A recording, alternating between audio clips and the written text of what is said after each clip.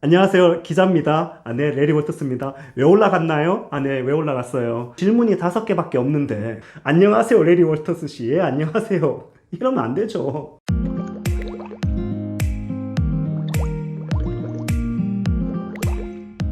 네, 안녕하세요. 레슨4 K아트 연극영어학원 원장 이상민입니다. 지금까지 이제 유튜브에서 수시 관련된 얘기들을 좀 많이 했는데, 새로운 컨텐츠를 좀 하나 보강했습니다. 바로 기출 분석입니다.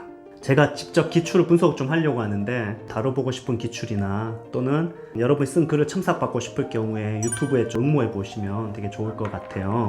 사실 이 첨삭 수업은 여러분 글을 가지고 제가 얘기할 때 훨씬 더 재미있거든요. 앞으로 그런 기회가 있으면 글을 가지고도 한번 얘기해 보도록 하겠습니다. 오늘은 일반적으로 그냥 입시에 대한 분석부터 좀 해드리겠습니다.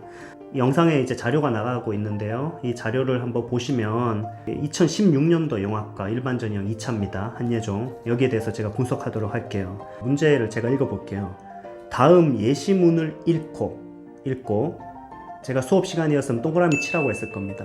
이 문제에 교수님들의 의도가 들어가 있어요. 다음 예시문을 읽고라는 말이 뭐냐면 다음 예시문을 활용해서, 이해되십니까? 예시문이 나오면 어떻게 해야 된다고요? 무조건 써먹어야 됩니다. 두 번째, 주어진 조건들에 맞게. 조건이 왜 중요할까요? 룰입니다. 룰.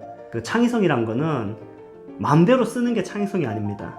이 주어진 룰 안에서, 규칙 안에서, 조건 안에서 대부분 학생들은 99를 생각할 때 이 조건을 지키면서도 1의 다른 방향을 볼 수 있는 학생들을 보려고 하는 겁니다. 기출을 푼다는 건 규칙을 지키면서 얼마나 창의적으로 나갈 수 있는지 그 지점을 찾아내는 게 바로 여러분의 실력이라고 할 수 있겠습니다.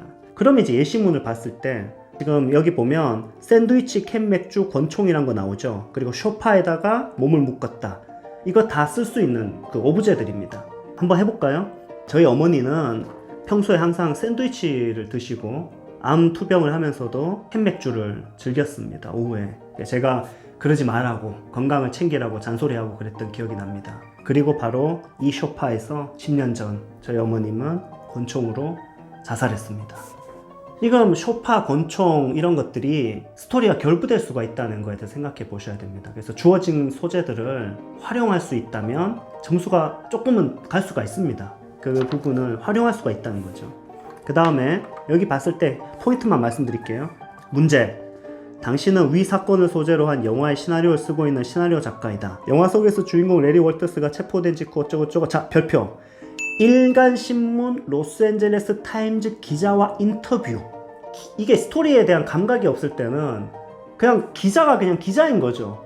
안녕하세요, 기자입니다. 네, 레리 월터스입니다. 왜 올라갔나요? 네, 왜 올라갔어요? 왜 내려왔나요? 어떻게 내려왔어요? 네, 감사합니다. 이렇게 쓰거든요. 아무 목적이 없는 사람이에요. 왜 올라갔나요? 질문밖에 안 해요. 질문이 5개밖에 없는데 안녕하세요, 레리 월터스 씨. 안녕하세요. 이러면 안 되죠. 이 기자의 캐릭터가 되게 중요한 겁니다. 기자의 특징이 뭐예요? 답을 정해놓고 들어옵니다. 기자는. 얘는 나쁜 놈, 얘는 착한 놈 다 정해놓고 들어오는 게 기자 아닙니까? 그래놓고 인터뷰하면서 지 논리를 다 짜맞추잖아요. 그런 기자 등장해야죠. 당신 스파이죠. 당신 나사에서 근무했던데. 스토리를 갖고 올 수 있는 사람인 거예요. 이 기자는. 이 이야기를 창의적으로 확대시킬 수 있는 거를 소재를 갖고 올 수 있기 때문에 기자라고 하는 역할을 한예종 교수님들이 낸 겁니다. 그러니까 이게요, 기자가 아니라 딴 사람으로 더 바뀔 수 있는 거면 안 되는 겁니다. 예를 들어서 동네 농부. 아유, 월터스 씨 왜 올라갔어요? 기자이기 때문에 질문할 수 있는 것들을 해야 됩니다. 그래서 이 사건은 흥미진진한 세계로 끌고 갈 수 있는 바로 그런 사람이 기자여야 되는 겁니다. 그래서 기자는 레리에게 뭔가 캐물을 요구하고, 레리는 거기에 대해서 어떤 대항을 하려고 할 때 긴장관계가 생기겠죠. 최소한 그 정도 지점까지는 가야 이 기출이 좀 재밌어진다고 생각합니다. 근데 생각보다 이 문제가 가벼운 문제는 아니죠.